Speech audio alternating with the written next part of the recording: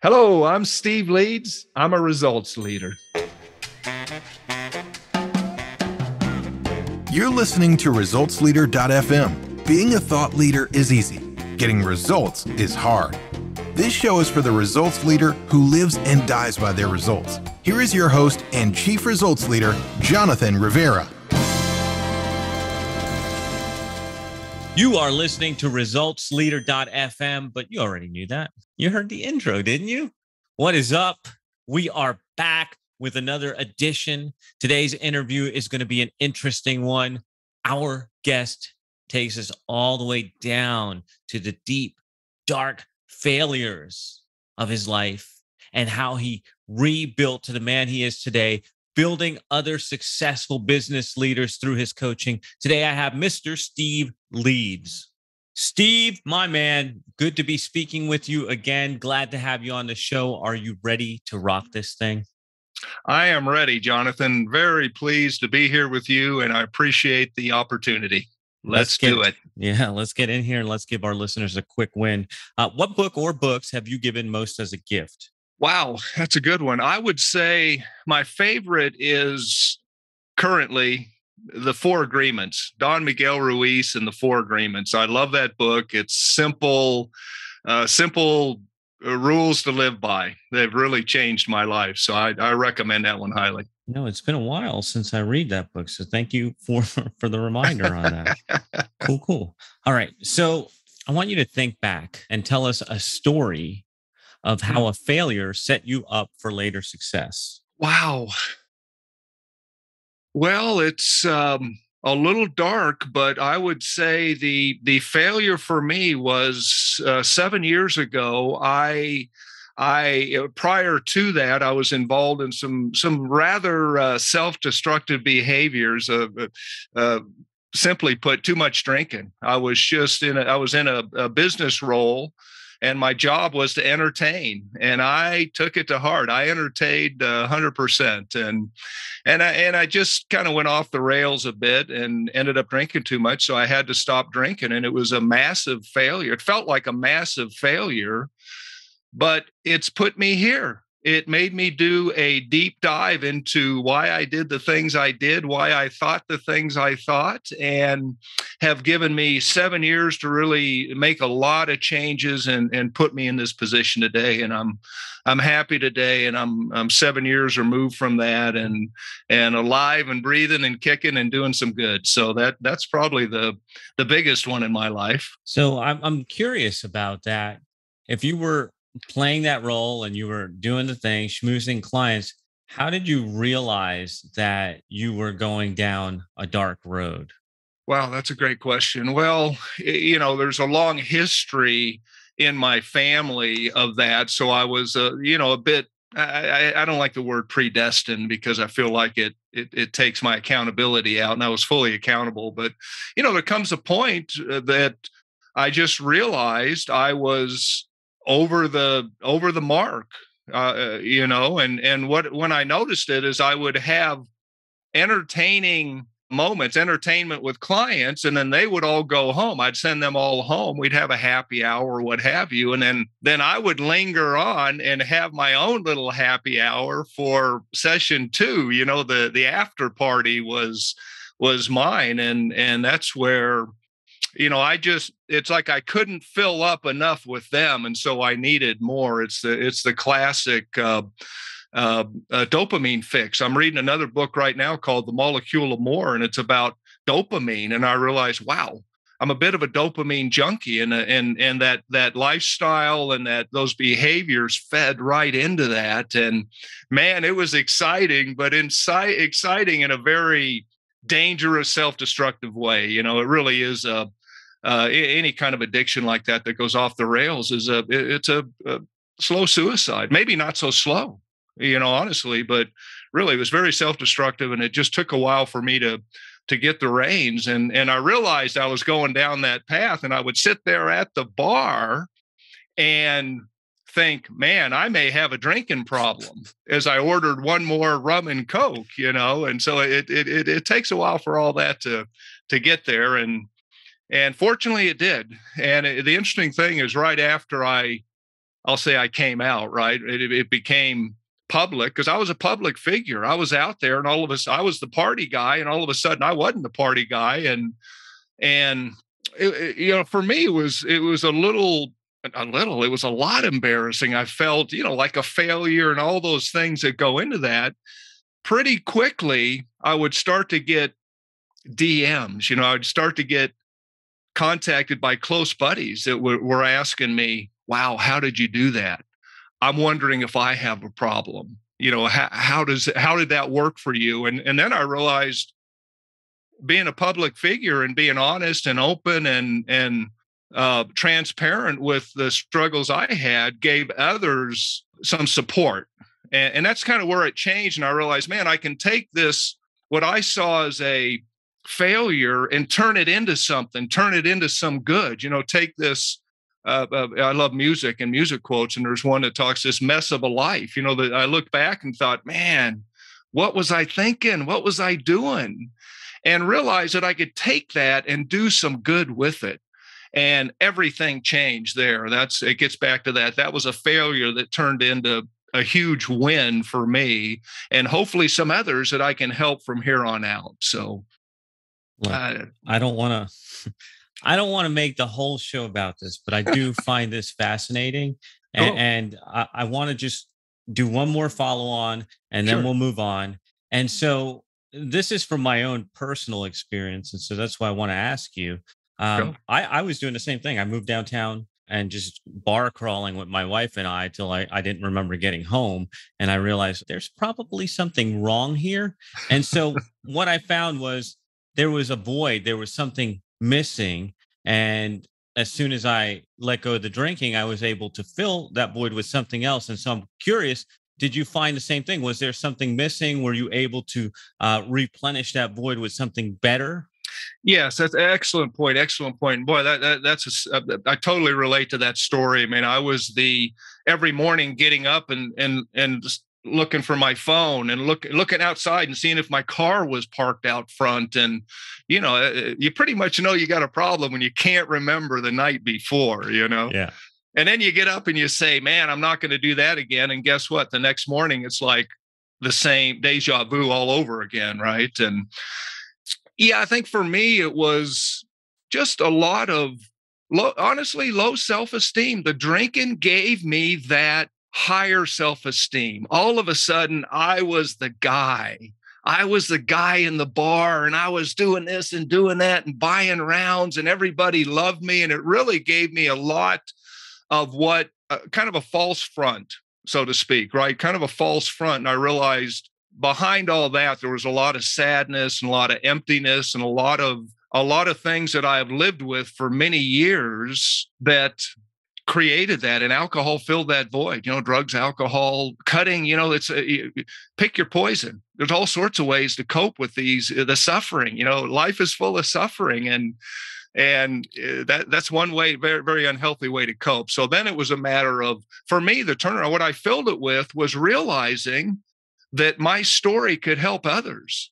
And I got great satisfaction out of that when I can sit with someone, nothing to do with alcohol necessarily or addiction or any of that. But when I can sit and just have a deep conversation with someone and connect emotionally and hear them have a shift. I was with a guy yesterday, a client yesterday, and it's amazing where he's come in a year. And I love the idea that the fact that I've been there just listening to him and responding and mirroring and all that kind of coaching stuff that we do, that to see that manifest and the change in this guy and the shift that fills my void right there, man. That keeps me not drinking right there, because I realize, you know what?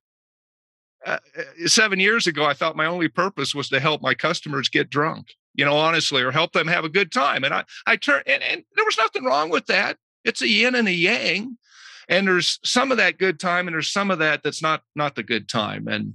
And so now it's like all the good time. I feel like it's all the good time, and I'm available. And when I first started with the coaching, I wanted to kind of hide that stuff a little bit, because I felt like, well, as a coach, I'm supposed to be strong and know all this stuff and present all this. And the reality is people want someone they can relate to.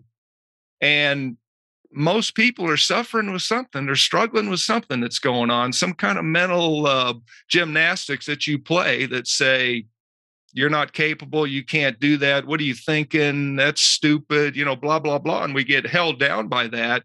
And it's just lies. That's why I love going back to the Don Miguel Ruiz. He talks about the book of rules and the lies we tell ourselves based on what our parents told us or our teachers or our whoever those people were in our lives, those influential people in our lives. And a lot of that stuff is false. A lot of it's not right. For me, I grew up with two alcoholics. I grew up in an alcoholic family. Go figure. And for me, you try to normalize all that because that was normal for me. Normal for me was my mom drunk on the couch and my dad sitting there drinking, and we always had shelter and food, and I wasn't physically abused, but certainly emotional. I mean, it's an abandonment thing. They're busy having their life and doing their thing, and you're kind of left to your own devices. So, when you can bring all that stuff that creates a lot of angst and suffering in your own life, and suddenly package that and bring that and relate to people and help others, it's fabulous, man. It's great. All right. I'll move on now. I couldn't help myself, man. So what would you say is the most worthwhile investment that you have ever made, Steve? Well, I guess staying with that same theme, the investment, I would say probably going into this coaching. I really started this. It started just a year ago when I was still doing the corporate gig and things were disconnecting for me, mostly the passion. I just really didn't see any value in selling things, for making money for my company. They loved it and they paid me well to do it, but there's something deeper there. And so for me, it was probably the investment in the coaching certification. It wasn't a big investment, but it was something that really kind of made me realize that I did have some of the tools necessary to move forward in helping others. A lot of us get to a point where we just feel like all I want to do is help. Well, how can you help? Who can you help? And what can you do to help? And coaching gave me the coaching certification and training that I've been doing has given me a little more direction and filled out some of those spaces. In the last 5 years, what new belief, behavior, or habit has most improved your life? Well, again, I go back to having a positive attitude.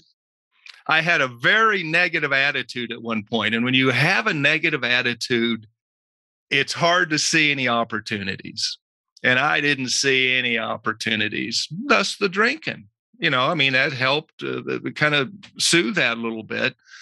And once I made the shift and looked around me and started really having gratitude and showing gratitude for the little things, the sunny day, breathing. I had a buddy that one time said, sometimes I just like to sit there and realize how good it feels to breathe. And I just kind of laughed in my head. It was kind of a simple thing. And later I thought, damn, you're right. It's nice to breathe, isn't it? That's a good thing. And so it really, some days it gets down to my gratitude as I'm still breathing, because there's a lot of stuff going on out there, And man, you can get sucked into that negative vortex so quickly and so easily. And so for me, it's like really looking at the little things, noticing the people around me that love and support me, my health, I'm lucky to have my health. I'm lucky to be alive, tell you the truth. And so I'm lucky to have my health.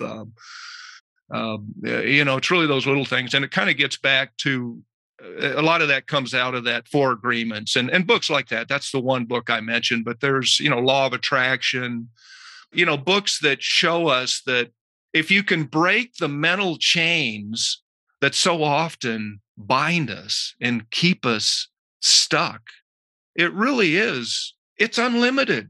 Like our potential is unlimited compared to being chained up, So I love that thinking of, it sounds a little cliche. You can do whatever you want, but you really can.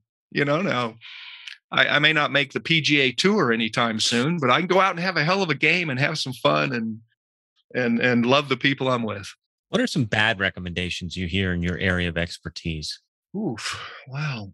That's a good one. I think that, I guess if I call my area of expertise kind of sales, but if I go back to that, since I'm really feel like coaching, I'm working to develop that expertise.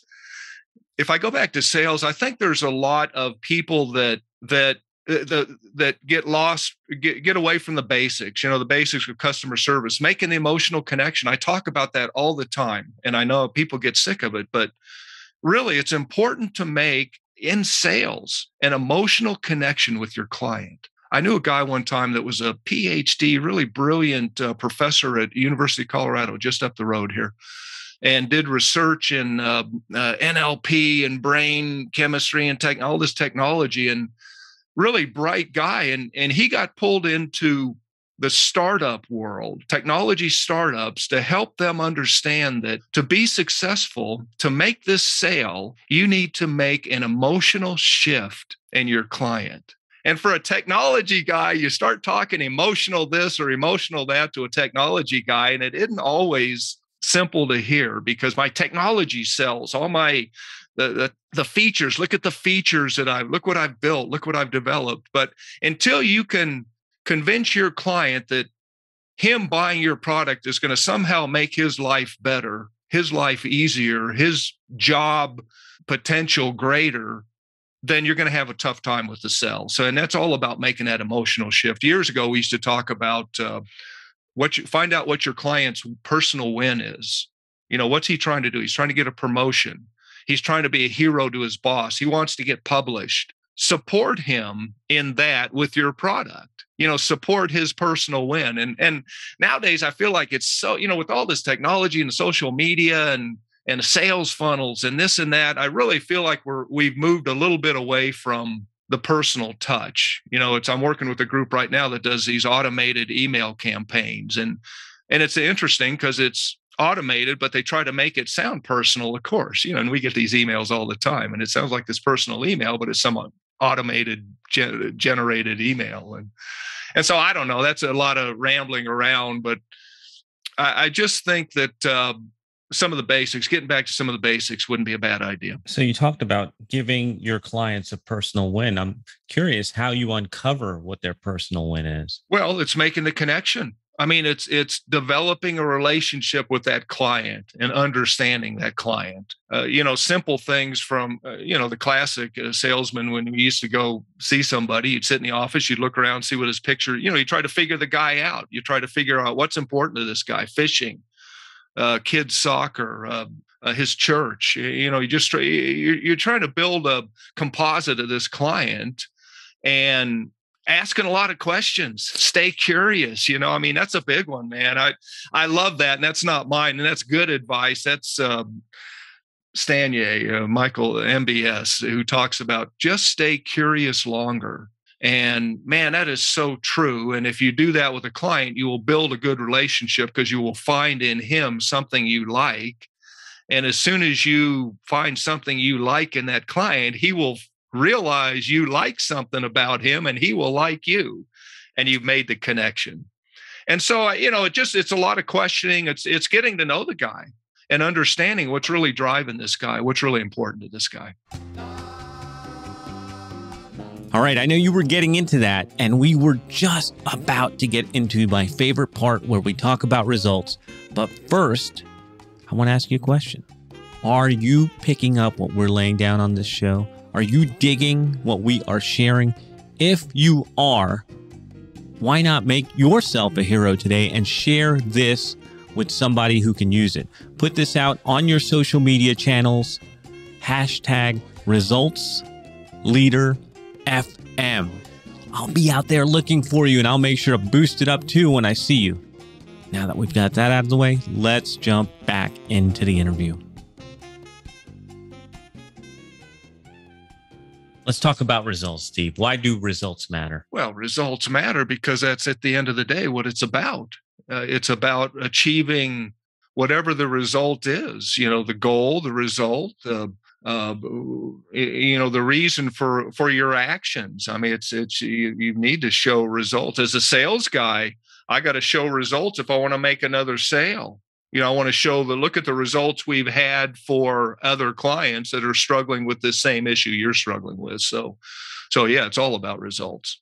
In the last 1 year, what new realization has helped you get better results for your clients? Stay curious longer. I got to go back to that. I mean, really, because, and I'll do a segue between the two, because in business, man, you're trying to get to a decision.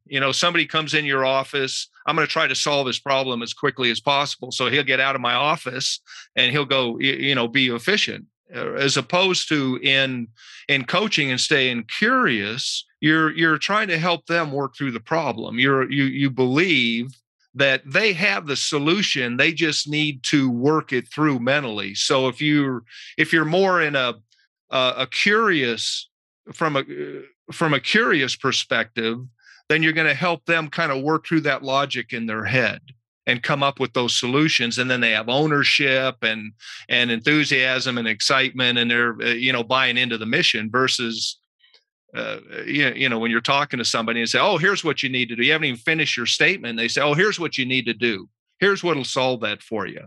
That's kind of our tendency in business a little bit.